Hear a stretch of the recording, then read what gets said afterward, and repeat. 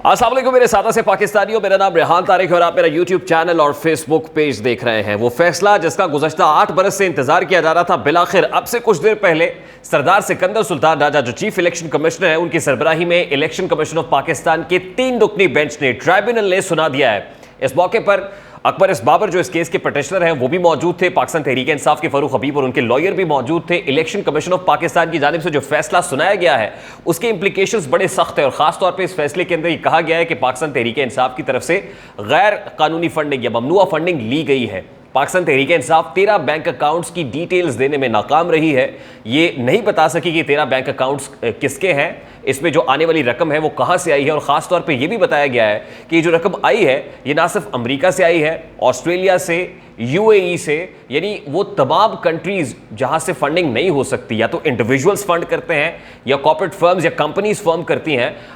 ये फंडिंग करती है, तो उनकी तरफ से ली गई फंडिंग ऑब्वियसली अब इसको फिर इलीगल फंडिंग तो कहेंगे, लेकिन ये फॉरेन फंडिंग के जुमरे में भी आती है। और इसके इतने ग्रेव इंप्लीकेशंस हैं कि ये कहा गया है कि पार्टी चेयरमैन की तरफ से जो फॉर्म 1 सबमिट कराया गया इलेक्शन कमीशन ऑफ पाकिस्तान को, जिसमें तमाम तर फंडिंग की तफसीलात बताई जाती हैं, उसमें गलत बयानी की गई। अब पार्टी चेयरमैन की तरफ से गलत बयानी होना, इसका मतलब यह है कि वो आर्टिकल 62, 63 के तहत फिर सादिक और अमीन तो नहीं रहे। अगर पार्टी चेयरमैन ही झूठ से काम ले रहा है या गलत बयानी कर रहा है तो उसके अगेंस्ट 62(1)(f) के तहत नाअहली की कार्रवाई भी हो सकती है। इलेक्शन कमीशन ऑफ पाकिस्तान की तरफ से पाकिस्तान तहरीक इंसाफ को शो कॉज नोटिस इशू किया गया, यानी इजहारी वजू का नोटिस इशू किया गया है, जिसमें वाज़ेह तौर पर यह तमाम तर तफसीलात रख दी गई हैं। अब इजहारी वजू के नोटिस के बाद पार्टी के पास टाइम है कि वो जवाब दे सके, सबमिट करा सके इलेक्शन कमीशन ऑफ पाकिस्तान को। लेकिन जो तफसीलात खास तौर पे इलेक्शन कमीशन की तरफ से इस वक्त सामने आ रही हैं, इन तफसीलात को लेकर हुकूमत वक्त क्या कार्रवाई कर सकती है ये भी आपके सामने रखते हैं, और इसके इंप्लीकेशंस पाकिस्तान तहरीक इंसाफ पर बतौर जमात क्या होंगे और पार्टी चेयरमैन इमरान खान साहब पे एज एन इंडिविजुअल क्या होने जा रहे हैं। इस वक्त वफाकी हुकूमत के पास एक गो हेड है इलेक्शन कमीशन ऑफ पाकिस्तान की इन तफसीलात की सूरत में कि वो एक रेफरेंस भेज सकते हैं सुप्रीम कोर्ट ऑफ पाकिस्तान को, यानी वफाकी हुकूमत अगर इलेक्शन कमीशन की इन फाइंडिंग से मुतमईन हो, जो कि वो होगी ऑब्वियसली, कि इस वक्त हुक्मरान इत्तेहाद का एक बहुत बड़ा मुतालबा ये था कि फॉरेन फंडिंग केस का फैसला फौरी तौर पर सुनाया जाए। बिलाखिर अगस्त के पहले हफ्ते की इब्तदा में ही, आज मंगल का रोज़ है, इतना बड़ा फैसला सुना दिया गया है। इसके बाद यकीनन इत्तेहादी हुकूमत जो लड़खड़ा रही थी उसके बयानिए में जान भी होगी, ऐसे जैसे एक मुर्दे में जान पड़ जाती है वो यकीनन आएगी। एटलीस्ट बयानिया मिल गया है इस वक्त इत्तेहादी हुकूमत को। होगा क्या कि सबसे पहले तो प्रेस कॉन्फ्रेंसेज आपको देखने को मिलेंगी,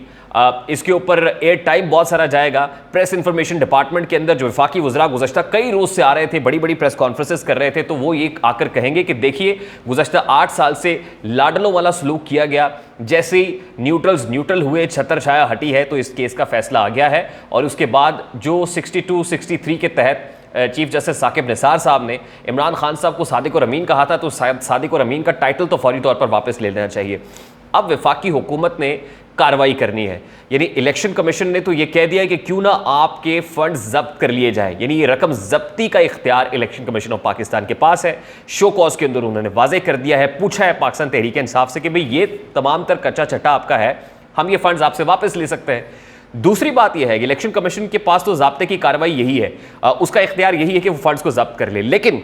वफाकी हुकूमत की सेटिस्फेक्शन के ऊपर वो रेफरेंस भेजेंगे सुप्रीम कोर्ट ऑफ पाकिस्तान को, और सुप्रीम कोर्ट ऑफ पाकिस्तान ना सिर्फ पाकिस्तान तहरीक इंसाफ को बतौर पार्टी डिसॉल्व कर सकती है, बल्कि पार्टी चेयरमैन को ताहयात नाअहल भी कर सकती है, बिल्कुल उसी तरह से जैसे नवाज शरीफ साहब नाअहल है, जैसे जहांगीर तरीन नाअहल है, जैसे फैसल वोडा को नाअहल किया गया और उनकी petition supreme court of Pakistan में लगी हुई है, जिस पर जस्टिस उमर रज़ा बंदियाल साहब ये कह रहे हैं कि 62(1)(f) के तहत जितनी नाअहलियाँ हैं, फिर आपको याद होगा सुप्रीम कोर्ट बार की भी एक पटिशन थी इस नाअहली के खिलाफ, तो सितंबर में इन नाअहलियों का फैसला भी होने जा रहा है। नंबर 1 तो ये कि इमरान खान साहब at this point in time, अगर सुप्रीम कोर्ट ऑफ पाकिस्तान की तरफ से कोई रिलीफ नहीं मिलता है, या जैसे कहा जाता है कि सुप्रीम कोर्ट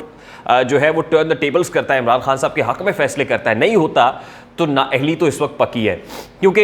इलीगल फंडिंग के मामले के अंदर शायद वो नाअहली वाला मामला एलिमेंट जैसे साकिब निसार साहब की जजमेंट की सूरत निकल गया था, लेकिन फॉरेन फंडिंग की सूरत में और ख़ास तौर पे इलेक्शन कमीशन की इस रिजर्वेशन पर कि फॉर्म 1 की खिलाफ वर्जी हुई है, यानी उसके अंदर फॉर्म 1 के अंदर गलत बयानी से काम लिया गया है, झूठ पर मबनी है, ये सीधा सीधा 62(1)(f) का केस है। नाअहली होगी उसी तरह से होगी जैसे नवाज शरीफ साहब की, अल्टीमेटली इस फिल्टर से सबको यकजा एक साथ मिलाकर सितंबर के अंदर गुजार दिया जाएगा, जिसमें ये दाग नवाज शरीफ साहब से भी धुल जाएगा, ये जहांगीर तरीन साहब से भी धुल जाएगा, ये फैसल वोडा साहब से भी धुल जाएगा और अल्टीमेटली इमरान खान साहब से भी धुल जाएगा। लेकिन पार्टी का क्या होगा, ये सोचने की बात है। बतौर जमात पाकिस्तान तहरीक इंसाफ के पास अब क्या नैरेटिव होगा। गो के थर्सडे को इलेक्शन कमीशन के दफ्तर के बाहर एहतजाज करने जा रहे हैं, लेकिन एहतजाज के लिए जैसे वो पहले फोर्सी कर रहे थे, ये तो उन्होंने बहुत अच्छा किया कि केस का फैसला आने से पहले एक नैरेटिव बिल्डिंग शुरू कर दी कि सिकंदर सुल्तान राजा करप्ट तरीन आदमी है इस वक्त पाकिस्तान का और उसने जो करना है वो हमें पता है। लेकिन इसी को फोर्सी करते हुए शायद प्रिएम्प्टिव मेजर्स लिए गए थे